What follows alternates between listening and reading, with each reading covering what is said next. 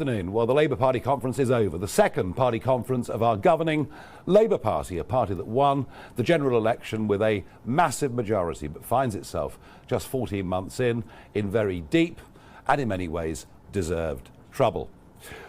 It's been an extraordinary conference. I've been watching party conferences for half a century. Never before have I seen one name so dominate a conference, and the remarkable thing is it's somebody that isn't even a member of the Labour Party. Yes, it's me, Nigel Farage, and I thought the Mac cartoon on the front of today's Telegraph summed the whole thing up rather beautifully. The sketch was two delegates leaving the Labour Party conference, one saying to the other, next year we're going to the Reform conference because they don't talk about Nigel Farage all the time. It has been obsessive, whether it's the Home Secretary, whether it's the Health Secretary. It is a constant attack on me and what I stand for and what we as Reform UK, a party that has led the opinion polls now for over 100 polls. It's an attack on everything that we stand for and believe in. What I've learnt this week is that the government are incapable of beating us on our arguments. And as a result, the Prime Minister has decided to descend into the gutter and all of his cabinet with him. Let us be clear. Reform want illegal migrants deported from our country. And as I speak, a further 400 have crossed the English Channel today.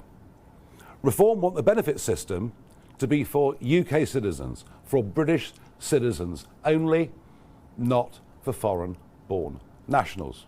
Reform want foreign criminals removed from our country ASAP. Labour says these policies are racist and immoral, and by implication, Reform supporters, Reform voters, Reform sympathisers are racist too. Yes, if you think we should control our borders, you are, by the definition of the Prime Minister and his cabinet, all racists. Now, I don't normally worry about abuse being thrown at me. I've got kind of used to it over the course of the last few years. But to accuse countless millions of being racist is a very, very low blow. Why? Well, this language will incite and encourage the radical left. I'm thinking of Antifa and other organisations like that. It directly threatens the safety of our elected officials and our campaigners. And frankly, in the wake of the Charlie Kirk murder, I think this is an absolute disgrace. I used to think the Prime Minister was a decent man, somebody that I could talk to and chat to. We might disagree on worldview, but I thought he was a profoundly decent human being. I am completely shocked at his behaviour. I hope when he wakes up tomorrow morning, he feels ashamed of what he has done. This is a desperate last throw of the dice from a Prime Minister who's in deep trouble, a Prime Minister who can't even command the support of half of his own party. But I'm sorry to say, I now believe that he is unfit to be the Prime Minister of our country. His bizarre attempt this afternoon to invert patriotism and the love of flag was quite extraordinary.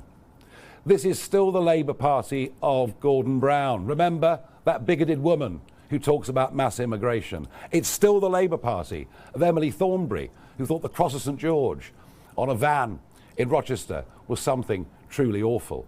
It's a Labour Party that could never accept any sense of English identity, even if it was more tolerant of Scottish or Irish or Welsh identity.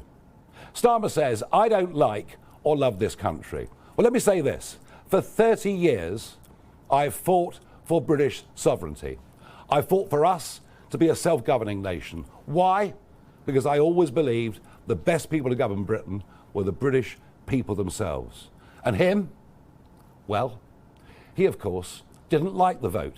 The greatest result, the biggest democratic mandate ever given in this country, when in 2016 we voted Brexit. Now, he spent the next few years trying to overturn that result. He doesn't believe we should govern ourselves. He's happy, be it Brussels, be it the UN, be it a series of foreign courts. He's happy for us to be governed from there. He does not believe in Britain. He does not believe in the Britain that most of you out there believe in. And his total level of denial over broken Britain is quite extraordinary. We all know the roads are clogged in a way they never were before. We all know you can't get a GP appointment. We all know that crime is out of control. So much so that here in London, men don't wear watches, women don't wear jewellery, and don't get your mobile phone out, otherwise somebody on a moped will take it. Britain is broken and it needs fixing. And our vision for the future is the positive one. We believe that we can do it. This Labour conference lacks any vision, and we are going to continue, I'm sorry to say, in economic, social and cultural decline. But Starmer is right about one thing. We are facing a big fork in the road. He is a human rights lawyer who will bow down to foreign courts and to outdated treaties. And he has no idea of the division that open borders have caused within our communities, or indeed the anger and a sense of unfairness that people feel over two-tier policing and two-tier justice under two-tier care. What he and the rest don't understand, and the reason we're leading in the polls, is this country has had enough of a failing, gutless political class. It wants real change. Now look, I'm not a vindictive person in any way at all, but reform will teach Keir Starmer and the Labour Party a lesson next May. Next May are our equivalent of the midterms, when the whole of Wales, Scotland, London and many other parts of the country will go out to vote on the first Thursday in May. We will teach Starmer a lesson next May that British political history will never forget. I am now, as a result of this week and the abuse that has been heaped upon our supporters and our voters, more determined than ever. Don't underestimate that.